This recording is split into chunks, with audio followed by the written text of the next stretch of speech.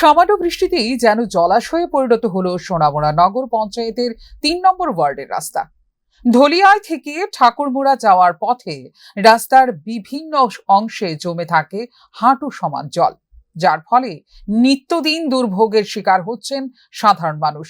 স্থানীয়দের অভিযোগ, জল নিষ্কাশনের কোনো কার্যকর ব্যবস্থা না থাকায় অল্প বৃষ্টিতেই রাস্তা ডুবে যায়। বছরের পর বছর ধরে একই সমস্যার মুখোমুখি হলেও এখনো পর্যন্ত স্থায়ী সমাধানের উদ্যোগ দেখা যায়নি।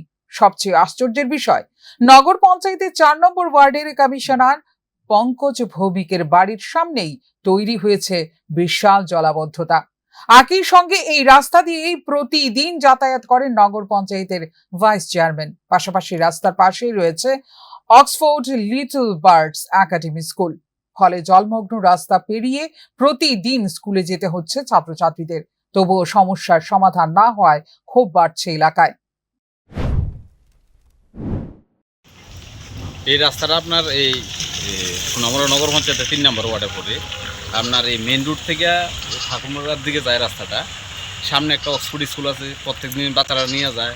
এই রাস্তার মধ্যে কন্টিনিউ জল জমিয়া থাকে। জল জমিয়া থাকাতে অনেক বাচ্চারা অনেক সময় অ্যাক্সিডেন্টও হয়। অনেক অনেক মানে জানানো সত্ত্বেও এই রাস্তাটা ভালোভাবে কাজ হয়েছে না। ড্রেনটা হয়েছে, ড্রেনটা অর্ধেক পর্যন্ত আইয়া, বাকি জায়গাটা ড্রেন হয়েছে না। যদি ড্রেনটা দিয়া জলটা নিয়ে ডাইরেক্ট ওই সামনে একটা নালা আছে, এটা তো যদি জলটা ফেলাই দেয় তাহলে আর এই রাস্তাটা নষ্ট হয় না। এলাকাবাসীদের দাবি, রাস্তার বেহাল অবস্থার কারণে প্রায়ই ঘটছে ছোটখাটো দুর্ঘটনা।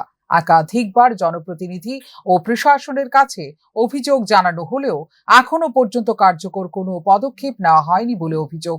দ্রুত রাস্তা সংস্কার, জল নিষ্কাশনের স্থায়ী ব্যবস্থা এবং সাধারণ মানুষের দুর্ভোগ দূর করতে প্রশাসনের হস্তক্ষেপের দাবি জানিয়েছেন স্থানীয় বাসিন্দারা। ফিউরো রিপোর্ট, নিউজ নাও।